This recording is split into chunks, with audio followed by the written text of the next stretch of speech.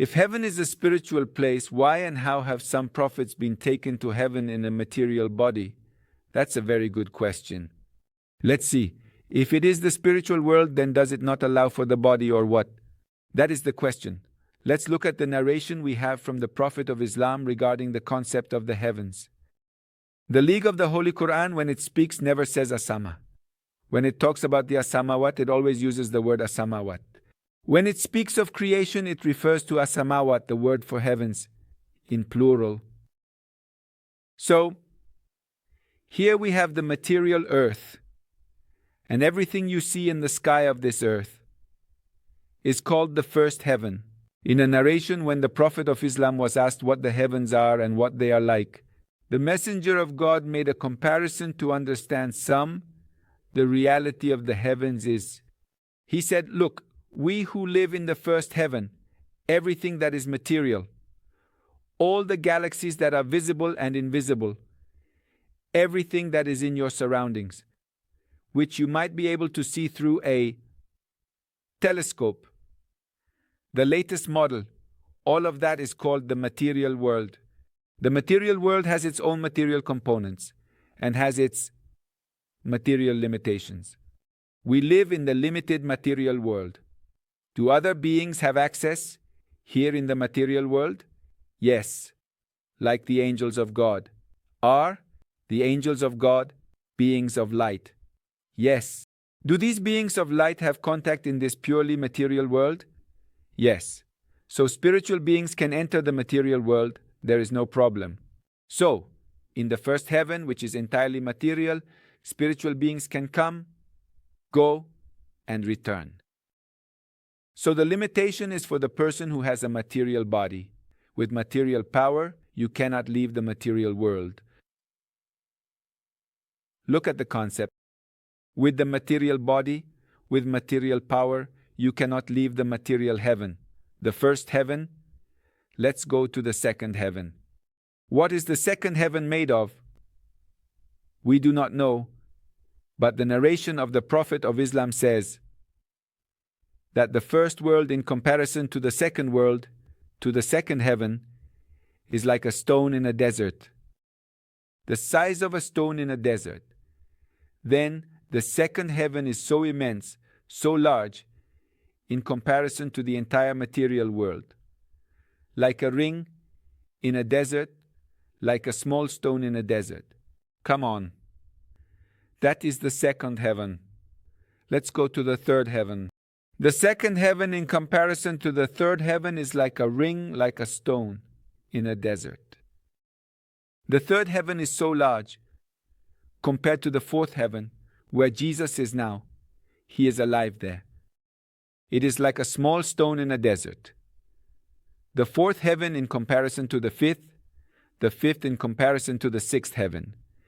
In comparison to the seventh is the same comparison.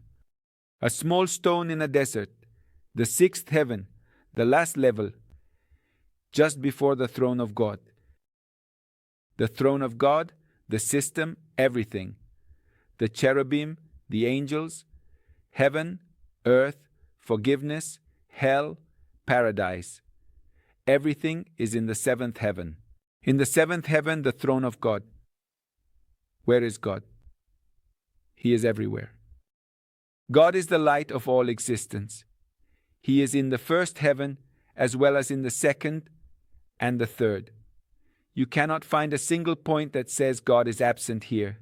No, God is everywhere, present, permanently present.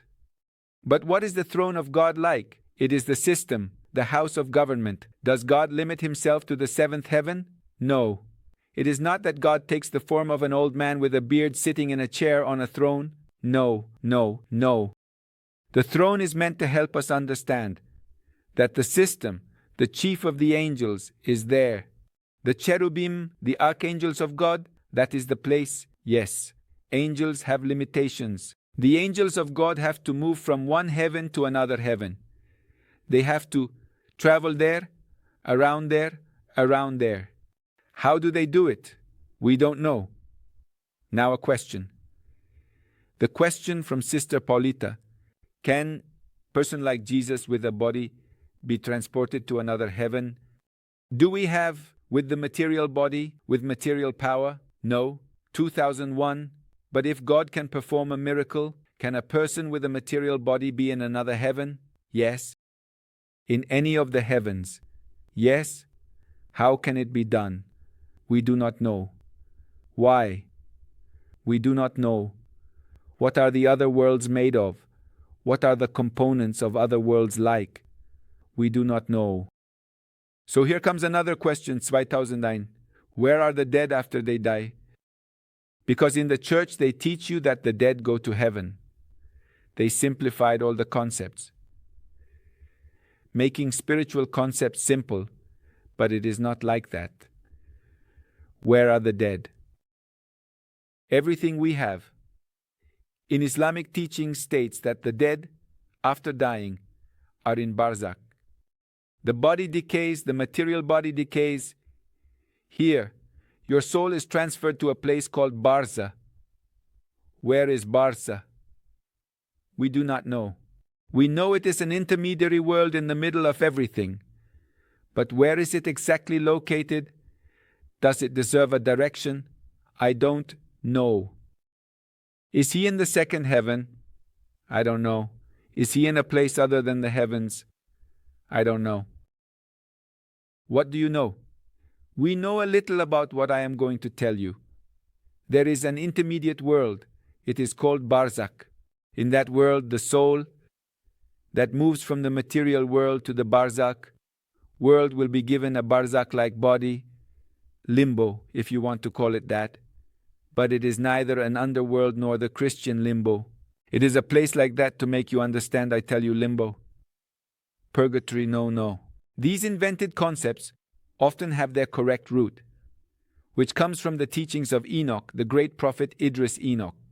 But in reality, the details are sometimes invented by human beings, like Dante's comedic work, which is made up of purely invented things but mixed with some prophetic teachings. So they are things invented from the imagination of the writer, along with some prophetic concepts. But which ones are prophetic? Which ones are false? It is necessary to compare them with the teachings of the sacred Quran. All right, to conclude, where are the two souls? They are in Barzakh. In the same Barzakh, there is a place to punish the wicked, and there is a place to reward the good. And this will be the temporary state until the day of judgment. When the day of judgment comes, everyone will die. The people of Barzakh will again die in Barzakh. That will be the second death of all. Listen carefully. Amatana marwatain. Some say amatana maratain, because some will also be resurrected at the time of Imam Mahdi. They will also have two deaths because they will die again. And some may be three because afterwards they will be resurrected. They join the army of Imam Mahdi, die, and go to Barzakh again. At the moment of the end of everything, the material world will be destroyed. The earth, the sun, the moon, the sacred Quran, these three will be destroyed. As for the earth, the moon, the sun, and the rest of the stars, we do not know exactly what will happen to them. But it says that all that system is going to turn into fire. That system you are seeing is going to become a solar system. It is going to explode. My God, it is going to be strong. Then, Eda Shamsokowarat, Eda Sama, Afatarat, and all the mountains start to move. The seas. It is a horrible thing that is going to happen. The earth is destroyed. Everything is destroyed. God says Control Alt Delete. Control Alt Delete. God restarts, sets restart point. So, well, what happens? The material world is going to be destroyed. Then we will be resurrected on the day of judgment. We do know that this will happen in heaven, in the seventh heaven. In the seventh heaven, there will be the day of the final gathering, the final paradise, and the final hell, and eternity is in the seventh heaven. Now another question arises. Let's see what happens next. There will be another earth and another creation. Many scholars say yes, and the Buddhists say yes. From what I remember of him, what he had learned about Kabbalah from a Kabbalist teacher? He says yes. The Shia, some scholars, what I heard, yes, because the circle of God's creation will continue, because God is the source of bestowal. He is the source of blessing. God keeps blessing, so He will create. There will be another creation.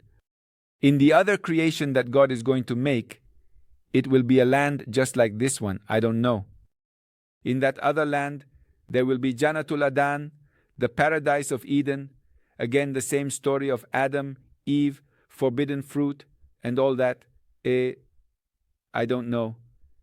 It could be the same system, but what they say is surely going to happen is the creation of God, because God is the source of light and creation. So the source cannot cease. The source cannot be exhausted. Therefore, there will be another creation. But how does the other one do it? Some say the same as today. Some even say the same personalities will return, meaning the same judge. Again, it's like a play. It repeats. So again, God says, call Adam and Eve. Action, camera, action, they are starting to return. So again, the prophet Noah, a flood again, I don't know. The wise do not speak of the details. It could be, I don't know. So another creation, it could be, many scholars say yes. It is very likely that there will be another creation, and it will be super beautiful. Among the scholars, for example, the famous Shia who say this, I have seen it in a book called Nardbon, or Week of the Ladder to Heaven. The book is named after the words of the great contemporary mystic of Imam Khomeini, who is called Ayatollah Bahauddin, a very famous contemporary mystic and friend of Imam Khomeini. In that book, when they asked Ayatollah Dini, he gives a very brief answer without details, saying yes, it can be, that can happen, creation can happen again. Then some mystics say that yes, the light of the Prophet of Islam, Ahlul Bayt, and all the prophets of God return to the earth, the same game. So there are many more details, and if we want to talk more, it will take a lot of time. Well, with that, I think it's enough. And now keep this in mind, and may God bless you.